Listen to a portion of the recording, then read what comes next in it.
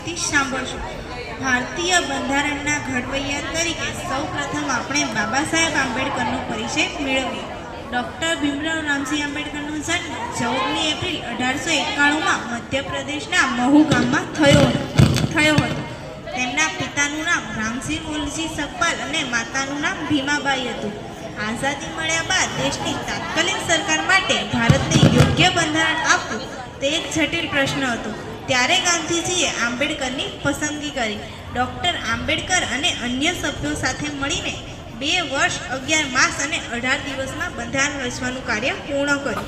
આજે આપણે બધા ગણતંત્ર દિવસની ઉજવણી કરી રહ્યા છીએ। આ દિવસ આપણા દેશ માટે ખૂબ જ મહત્વનો છે, કારણ કે 26મી જાન્યુઆરી 1950ના દિવસે આપણું બંધારણ અમલમાં મુકાયું અને આપણે સાચા અર્થમાં પ્રજાસત્તાક બન્યા। આપણે બધાએ દેશની એકતા અને અખંડિતતા જાળવવા માટે કામ કરવું જોઈએ। આપણે બધા ભારતીય હોવાનો ગર્વ અનુભવીએ છીએ। આપણે સૌએ દેશના બંધારણને માન આપવું જોઈએ અને તેના સિદ્ધાંતો પર ચાલવું જોઈએ।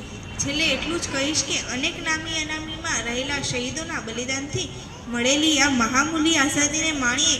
ચાલો આપણે સૌ સાથે મળીને દેશનું નામ રોશન કરીએ।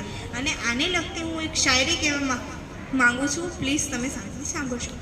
ना सरकार मेरी है, ना ही रौब मेरा है, ना ही बड़ा सा नाम मेरा है, मुझे तो बस एक बात का अभिमान है, एक छोटी सी बात का अभिमान है, मैं हिंदुस्तान का हूँ और हिंदुस्तान मेरा है। जय हिंद, जय भारत। अस्तु।